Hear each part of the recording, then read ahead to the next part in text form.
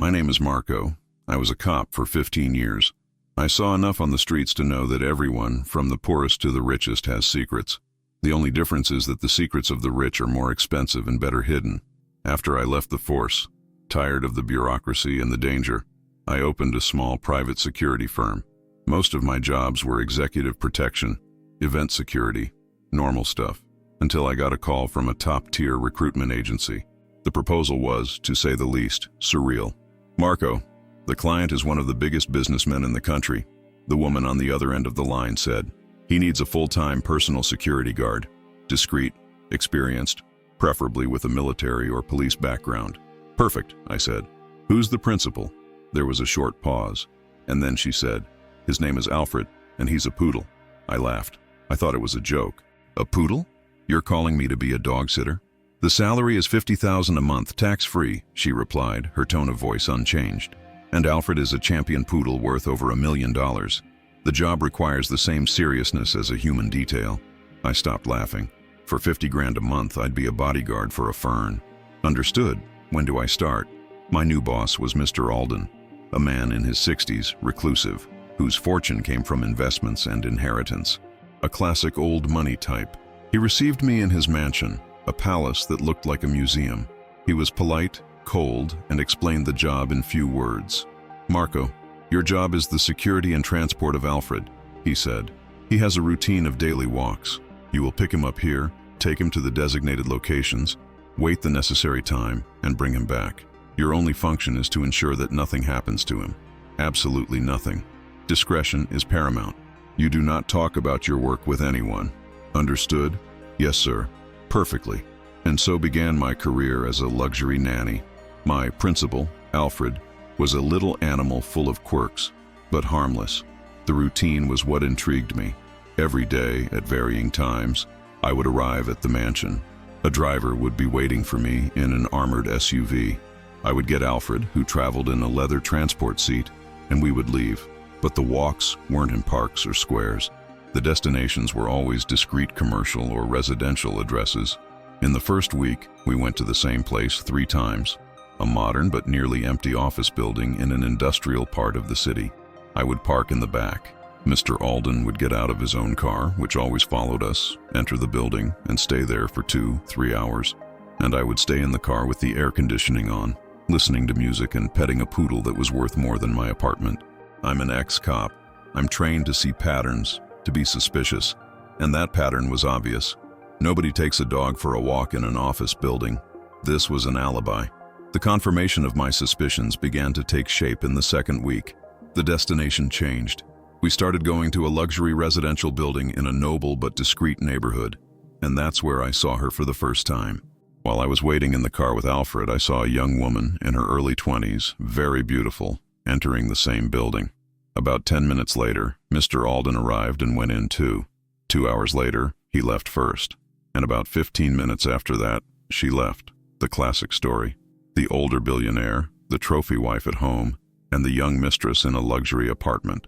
The dog was the perfect excuse for his getaways. No one would suspect an old gentleman walking his little dog. It was brilliant in its simplicity. My job, I understood, wasn't to protect the dog. It was to protect the secret. I continued doing my service, now with an amused cynicism. I was the guardian of the most expensive extramarital affair in the country. Occasionally, I would overhear snippets of Mr. Alden's phone calls in the car on the way to the walks. They were always in code, but the tone was unmistakable. "Yes, darling, I miss you too." No, she doesn't suspect a thing." "I'm taking Alfred for his fur treatment. It's going to take a while today." Kisses. It was almost comical. A man of that power, of that intelligence, reduced to teenage lies to meet his mistress. My role in that theater was clear. I was paid to be blind, deaf, and mute, and I was good at it. Life was easy. The money was great. Until one day the play shifted from a drama of betrayal to something more sad. We went to the usual residential building. Alden went up. I stayed downstairs in the car with Alfred in my lap. Time passed. 1 hour, 2, 3. He was taking longer than usual. I was almost asleep when the building's door opened. It was him, Mr. Alden. But his face was different. It was pale, drawn. There was a tension in his jaw. He got into the car in silence and just told the driver, "Home." I didn't say anything. It wasn't my business. But in the rearview mirror, I looked at the building's door, and a few minutes later, I saw her, the young woman, the mistress. She came out of the building, her face red, swollen from crying. She wasn't angry, she was devastated. She walked down the sidewalk, hugging her own body as if she were cold, and disappeared around the corner.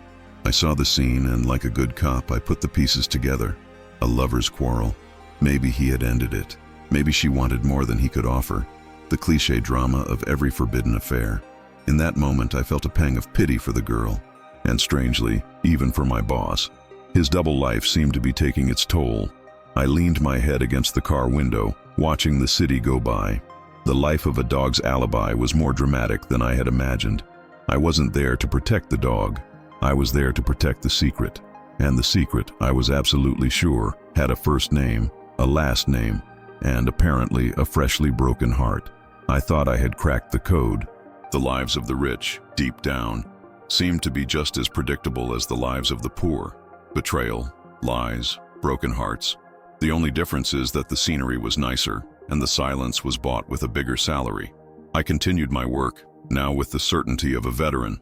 I was the chauffeur of adultery's limousine. After that night, I saw the young woman crying. I expected the walks with Alfred to become less frequent. Maybe the romance was over. But I was wrong. The show went on. Only the theater changed. The following week, the driver didn't take the route to the residential building. He went in a completely different direction. We stopped in front of a luxury medical clinic, the kind with high walls, immaculate gardens, and an entrance so discreet you wouldn't even know it was there. It was a clinic known for its long-term care wing for patients who required total privacy. "What are we doing here?" I asked the driver, who, for the first time, decided to speak to me. "Alfred's fur treatment," he replied without taking his eyes off the road. "It's a new imported treatment." I almost laughed. Fur treatment at one of the most expensive clinics in the country? The excuse was so flimsy it was almost an insult to my intelligence. Mr. Alden arrived, as always, in his own car, but his demeanor was different. That conqueror air he had when he went to his mistress's apartment was gone. Now he seemed heavy. There was a sadness on his shoulders, a weariness in his eyes. He entered the clinic and 3 hours later came out with the same grim expression. This became our new routine. 3-4 times a week we would go to the clinic. I would stay in the car with Alfred, who slept peacefully on the back seat, and I would watch. My cop's mind, which never switches off, cataloged the details. It was during one of these waits that I saw something that didn't fit my theory. A van from a medical supply company stopped in front of the clinic to make a delivery. The delivery men took out several boxes, and on one of them, in large letters, I read, "Pediatric wheelchair, custom model, a child's wheelchair." That stuck in my head.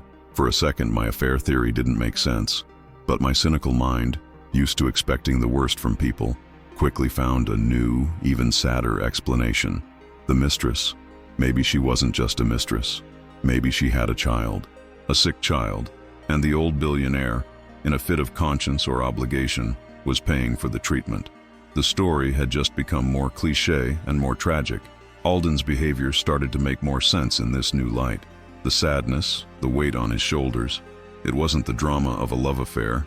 It was the burden of a much more complicated double life. One day, coming back from the clinic, he was quieter than usual. He was looking out the car window, lost in thought. And then, he turned to me. "Do you have children, Marco?" he asked out of the blue. The question caught me by surprise. "No, sir. Never had any." He sighed, a long, heavy sigh. "It's a blessing and a curse," he said, more to himself than to me. "We would do anything for them, absolutely anything, even if the world doesn't understand, even if we have to hide our own pain to protect them." Those weren't the words of a man talking about a mistress. They were the words of a father. And for the first time, I felt a pang of empathy for that man. His life was much more complicated than I had imagined. The moment that shattered all my theories, however, came on a Thursday night. The day had been long. The appointment at the clinic had lasted almost 5 hours. Mr. Alden returned to the car looking like a ghost, exhausted, distracted. We drove to the mansion in absolute silence. When we arrived, I followed my standard procedure. I got out of the SUV, opened the door for Alfred, picked him up, and handed him to the housekeeper, who was already waiting at the door. Mr. Alden got out of his own car, thanked his driver with a nod, and went inside, looking like he was carrying the weight of the world. I was about to get into my company car to go home when Alden's driver called out to me. "Marco, wait." He pointed to the floor of the SUV where I had been sitting. The boss dropped his briefcase. I looked. There was a black leather briefcase fallen on the car floor. He was so distracted he hadn't even noticed.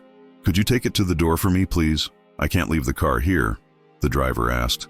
"No problem," I replied. It was part of my job, diligence and discretion. I picked up the briefcase. My professional duty was to simply deliver it to the door, but my curiosity, fueled by months of speculation and by those little pieces that didn't fit, was stronger. On the way to the mansion's door, under the faint light of a garden lamp, I opened the briefcase. I expected to find business contracts, or maybe love letters, or documents for a financial settlement with the mother of the supposed sick child. But what I found was none of that. The briefcase was full of drawings. Dozens of drawings made with wax crayons, with that simplicity and vibrant color that only a small child can create. Drawings of crooked houses, of smiling suns, of stick figures. And on each one, in the corner, was a signature in block letters, a bit shaky. Leo. My heart leaped. At the bottom of the briefcase, there was a school report card from an institution I had never heard of, the Pinheiro Homeschool Academy. The name on the report card was Leonardo Alden. The age listed was 10. The grades were average in math, but excellent in art. And on the line that read father's name, it was written without a doubt, Edward Alden. There was no mistress. There was no affair. There was a son. A 10-year-old son named Leo. A son that the world, and apparently Mr. Alden's official family, did not know existed. My job wasn't to be an alibi for an affair. It was to be an alibi for an entire secret life, a life that revolved around a 10-year-old boy. And I had just stumbled through the door of that life. I stood there in the mansion's garden, holding that leather briefcase, my world spinning. The colorful drawings, the school report card, the proof that I was dead wrong. The story I had built in my head, that of the cliché billionaire with his young mistress, collapsed in seconds. The truth was something else, a truth with the name of a 10-year-old boy, Leo, with the impassive face that years on the police force taught me to have. I walked to the front door and handed the briefcase to the housekeeper. "Mr. Alden dropped this in the car," I said, my voice neutral. She thanked me and closed the door. And I went back to my car, my head racing a mile a minute. My role remained the same, but my perspective had completely changed. I was no longer the alibi for an adulterer. I was the accomplice of a father, and every walk with Alfred took on a new meaning. Now, when I saw Mr. Alden, I didn't see a man going to meet a mistress. I saw a father going to meet a son. His tired expression was no longer the weight of a double life of romantic lies, but the burden of a much deeper secret. I started to observe everything with new eyes. I began to notice the details that hadn't made sense before. Sometimes, Alden would get in the car not with an executive briefcase, but with a backpack. A backpack that, one day, I saw contained a comic book and a small robot building kit. Presents. The phone calls I once thought were with his mistress, I now heard differently. "How was his night?" he would ask, his voice filled with genuine concern. "Did the fever break? And the session with his teacher, how did it go?" These weren't the conversations of a lover. They were the conversations of a father worried about his son's health and education. My curiosity, which had once been that of a gossiper, was now a human curiosity. I needed to see the boy. I needed to understand why he was such a well-kept secret. My chance came on a Thursday afternoon. We were at the long-term care clinic. The day was tense. Mr. Alden went into the clinic and took longer than usual. When he came back to the car to get his briefcase, he looked devastated. "I need to go back inside for a moment," he told me, his voice choked. "But I'm expecting a very important call from my team in Tokyo. I can't miss it. Marco, could you stand near the door of room 301, please? If my cell phone rings, answer it and tell them I'll call back in 5 minutes." It was the first time he had asked me for something so personal, that he had included me, however minimally, in his secret world. "Of course, sir," I replied. I got out of the car and entered the clinic for the first time. The interior was like that of a luxury hotel, silent and smelling of clean. I went up to the 3rd floor. The door to room 301 was at the end of an empty hallway, and it was slightly ajar. I positioned myself beside it like a guard. but my heart was pounding like an intruder's. I fought the urge to peek, but it was useless. With the utmost care, I leaned in a little and looked through the crack, and I saw him. The boy, Leo, was in a motorized wheelchair in the middle of a room that was a mix of a child's bedroom, a physical therapy room, and a laboratory. There were support bars on the walls, a hoist on the ceiling to move him, and computer screens displaying graphs I didn't understand. He wasn't playing like a normal child. He was focused, painting on a digital canvas with a special brush he held with difficulty. His movements were slow, limited, but his gaze was bright, intelligent, focused, and Mr. Alden was beside him, kneeling on the floor, the all-powerful billionaire on his knees, wiping up a drop of paint that had fallen on the floor and looking at his son with an expression of such profound pain and love that I had to look away, feeling like an intruder in a sacred moment. I stepped back from the door, my heart aching. The image of that boy, so fragile and yet so strong, and of his father, so powerful and yet so helpless, was seared into my mind. The question was now different. It was no longer, what's the secret? It was, why is he a secret? Why would a man with infinite resources hide a son as if he were a source of shame? The answer, or the beginning of it, came on the way back to the mansion. Mr. Alden was in absolute silence, staring out the window. The sun was setting, and the orange light painted his face, accentuating the lines of weariness and sadness. In a moment of apparent weakness, of vulnerability, he turned to me. "They told me today," he began, his voice a hoarse whisper, as if speaking more to himself than to me, "that the window is closing." I said nothing. I just kept my eyes on the road, giving him the silence he seemed to need. "His condition is degenerative," he continued, the secret escaping him like water through a crack. "There's nothing to be done. Just manage the time that's left, and time is running out." He paused, taking a deep breath, and then anger and contempt filled his voice. "My wife, her family. You have no idea, Marco. They are obsessed with perfection, legacy, lineage, pure blood, an impeccable dynasty, an imperfect heir." He spat the word with disgust. "Would be a stain, a disgrace they could not tolerate. They would never accept him. Never." In that moment, I understood the depth of the pit, the cruelty of that world. The boy wasn't just a secret the father chose to keep. He was a source of shame in the eyes of those people. And my boss, the all-powerful Mr. Alden, one of the richest and most feared men in the world, was, deep down, a coward, a man with so much power to face markets and competitors, but who was more afraid of his own wife and her snobbish family than anything else. I wasn't the alibi for a crime of passion. I was the alibi for a crime of prejudice, and the silent accomplice to a father's cowardice. After that revelation, my job changed again.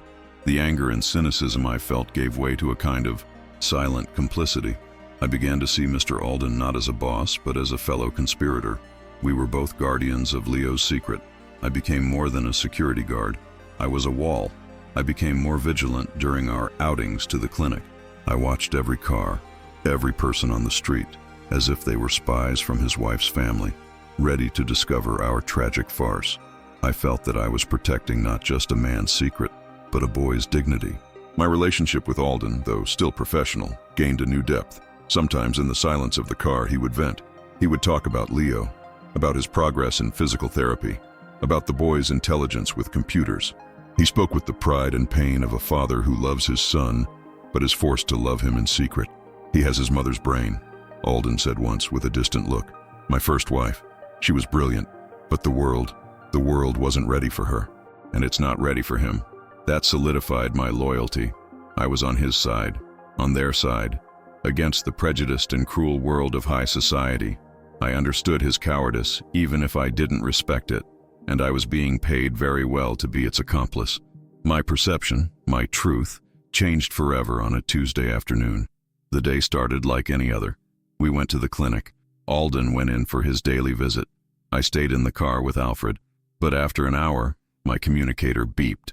It was Alden, his voice filled with a panic I had never heard before. "Marco, inside, now. Leo, he's not doing well. I need help." I didn't think twice. I got out of the car and ran into the clinic to room 301. For the first time, I entered the sanctuary. The scene was one of controlled chaos. Leo was in his wheelchair, having what looked like a respiratory crisis. A team of 2 doctors and a nurse was around him, connecting him to a portable ventilator. Alden was at his side, his face white as a sheet, holding his son's hand. "Help them turn him on his side," Alden yelled at me. I acted on instinct. I helped the doctors. I used my strength to position the boy, to hold him steady. The crisis was real. The danger was palpable. I felt useful. I felt like I was truly protecting the boy. After a few minutes that felt like an eternity, the crisis passed. The boy was sedated, his breathing calmed. The doctor said he would be fine, that it was a scare. Alden, exhausted, sat in a chair, his head in his hands. "Thank you, Marco," he whispered. "You can wait outside. I'll be out in a minute." I left the room, my heart still racing. But as I waited in the hallway, my cop's mind began to process the scene. Not the medical emergency, but the environment. Something was wrong. While I was inside, helping, my trained eye had registered details. There was state-of-the-art medical equipment, yes. But on Leo's bedside table, I didn't see toys or children's books. I saw financial reports, stock market charts, and on the doctor's desk, in the middle of the confusion, there was an open folder. I only managed to read the document's title for a fraction of a second, but I read it. The title wasn't medical chart. It was Asset Management, LAM Trust Fund. LAM, Leonardo Alden Montero? No, Leonardo Alden, his mother's last name, the first wife. The curiosity, that old cop's itch, started to bother me. This didn't fit the story of a father hiding his son from his new wife's family. This felt like business. When Alden finally came out, he was calmer. "Let's go home, Marco. It's been a long day." On the way, he was silent. I watched him in the mirror. He didn't look like a relieved father. He looked like a fund manager who had just prevented a valuable asset from collapsing. That night, I couldn't sleep. The image of that folder wouldn't leave my head. Trust fund, asset management. I did something I never should have done. Something that put my life at risk. I used a contact I still had on the force. A guy who owed me a big favor. I asked him for something simple, a public records search. I wanted to know about Mr. Alden's first wife, Leo's mother. I wanted to know who her family was. The answer came the next day in an encrypted message, and the truth it contained was a punch to my gut. Alden's first wife was no unknown. She was the only daughter and heiress of one of the richest and most powerful families in Argentina. A family that had made its fortune in mining and was a historic business rival of Alden's current wife's family. She died in childbirth, giving birth to Leo, and her will, which was a public document, was clear. Her gigantic fortune would be placed in a trust fund to be used exclusively for the care and well-being of her son, Leonardo. Alden would be the manager of the fund, but there was a clause, a crucial clause. In the event of Leonardo's death, the remaining balance of the fund, which was still hundreds of millions of dollars, would not go to Alden. It would go entirely to charities in Argentina, chosen by her family. I stared at my phone screen, and all the pieces of the puzzle fell into a new and monstrous shape. The story of the prejudiced wife, of lineage, of shame, all lies. A brilliant smokescreen to hide the truth. The truth wasn't about the fear of rejection. It was about the fear of losing control of a multi-hundred-million-dollar fund. Alden wasn't hiding his son to protect him from his new family. He was hiding his son from his dead mother's family. He was keeping Leo alive, with the best treatments, not just out of love, but because the boy was his golden goose. As long as Leo was alive, he, Alden, controlled a fortune. The moment the boy died, the money would disappear. The phrase he had told me, "The window is closing," took on a new and terrible meaning. It wasn't the boy's health that was worsening. Maybe it was even improving. Or maybe the boy was approaching the age of majority when control of the fund could pass to him. The window was the time he still had to use his son as a financial asset. I went out for my shift that afternoon with the bitter taste of deceit in my mouth. I wasn't the accomplice of a cowardly father. I was the security guard for a kidnapper, and the victim was his own son. Knowing the truth changed the way I breathed the air in that house. Every walk with Alfred, every trip to the silent clinic, now had the weight of a kidnapping. I was no longer a security guard. I was a jailer, and my principal, little Leo, was the victim. My anger towards Mr. Alden was immense. That man, whom I had come to see with a hint of sympathy, now seemed to me a monster of incalculable coldness. To use his own sick son as a tool to control a fortune, it was a level of greed I couldn't comprehend. I felt trapped. What could I do? Go to the police? With what proof? Officer, I think my billionaire boss is using his sick son as a financial hostage to maintain control of a fund that belonged to his dead ex-wife. They would laugh in my face. Alden would crush me with his army of lawyers before I finished the first sentence. So I did the only thing I could.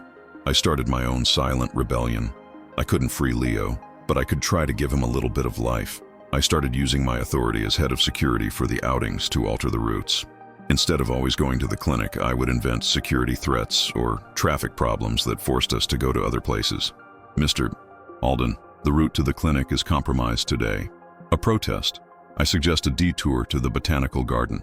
It's a safe and secluded location, I would say. And to my surprise, he almost always agreed. And so, I began to take Leo to see the world. I took him to quiet gardens, to viewpoints with breathtaking city views, to deserted beaches at times when no one was around. I would park the car, roll down the windows, and let the smell of the sea and the sound of the gulls come in. Leo in his wheelchair wouldn't speak, but I saw the reaction in his eyes. A glint of curiosity, a small smile at the corner of his lips. In those moments, I would talk to him. I'd tell him stories from my time on the force. I'd describe the colors of the flowers. I'd point out the ships on the horizon. I became a kind of surrogate father for hire, a tour guide for a boy trapped in a golden cage, and Mr. Alden, in the front seat, just watched everything in silence. A silence I interpreted as guilt. I thought I was being clever, that I was somehow winning his game, until one day he showed me that I knew nothing. We were at one of those remote beaches. Leo was quiet, watching the waves. Alden turned to me in the car. His face looked older, more tired than ever. "You think I'm a monster, don't you, Marco?" he asked out of nowhere. I was caught off guard. I didn't answer. He smiled, a sad smile. "I've seen the reports on your route deviations. The garden, the beach. I know what you're doing, and I know what you think I am." My blood ran cold. He knew everything. "You're a good man, Marco," he continued, his voice low.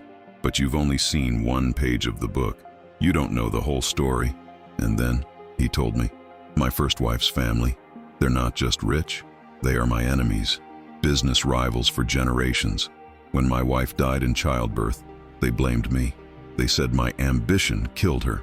The clause in her will, the one that gives the entire fund to their charities when Leo dies, it was their final act of revenge against me. They don't want the money to do good. They want the money back for their empire." I listened to him, in disbelief. "I'm not keeping Leo alive because of the money, Marco," he said. And for the first time, I saw tears in that man of ice's eyes. "I'm keeping the money for Leo.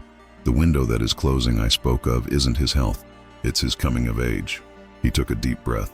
"When my son turns 18, he assumes full legal control of the fund, and with that fortune, he will be untouchable. He'll be able to pay for the best care in the world for the rest of his life, without depending on me, without depending on my current family, and, most importantly, without his mother's family being able to touch a single penny of her inheritance. This whole farce," he said, his voice choked, "this whole life of secrets, of hiding my own son, it's a war. A silent war I've been fighting for 17 years to ensure my son's future is secure, to ensure that when I die, he won't be a victim in the hands of either of our families."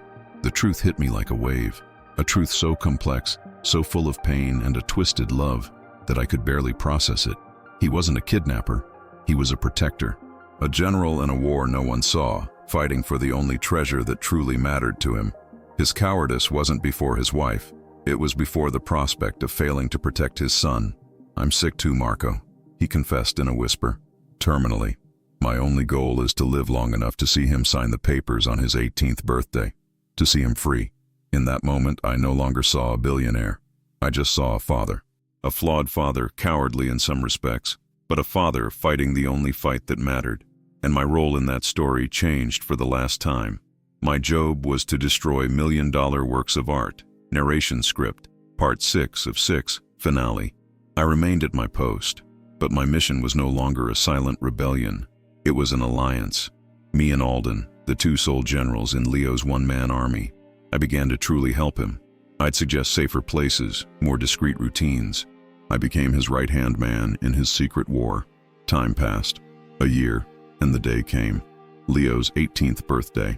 The party was in the same clinic room as always. There were no balloons or cake. There was only me, Mr. Alden, visibly weaker and older, Leo in his wheelchair, and a team of Swiss lawyers. I stood in a corner of the room, discreetly, playing my role as security. But what I was witnessing was the coronation of a king. I saw the lawyers explain the documents to Leo, who listened with his silent intelligence. I saw Alden, with a trembling hand, help his son hold the pen, and I saw Leo make his signature, a slow and deliberate stroke on the paper that gave him control of one of the largest fortunes in the world. In that instant, I saw a smile on Mr. Alden's face, a smile of pure relief, of peace, of mission accomplished. He died 3 weeks later. I thought my job was over. But the day after Alden's funeral, I received a call from Leo's lawyers. The new boss had an order for me. My job was no longer to protect a secret. It was to protect a king. Today, I am the head of personal security for Mr. Leonardo Alden. I manage a team, coordinate his life, ensure that neither of the two vulture families gets near him or his assets. I am the guardian of his silence, the gate of his fortress. Sometimes I take him for a walk on the same deserted beach. We don't talk much. He paints on his tablet. I look at the horizon. We understand each other in the silence. He is one of the richest and most powerful young men in the world, even if he may not understand the full extent of it. And he is safe. People think they understand power. They think it's about the money you have, the empires you build. But on that journey, I learned that the truest power, the heaviest and most difficult of all, is that of a secret kept for love. And my job is to ensure it remains buried forever. All right, it's that time. If this story has you hooked, let's do the full ritual. Hit the like button to support the channel, subscribe so you don't miss a beat, and ring that bell to be the first to know what's coming. Your opinion is golden, so drop it in the comments below.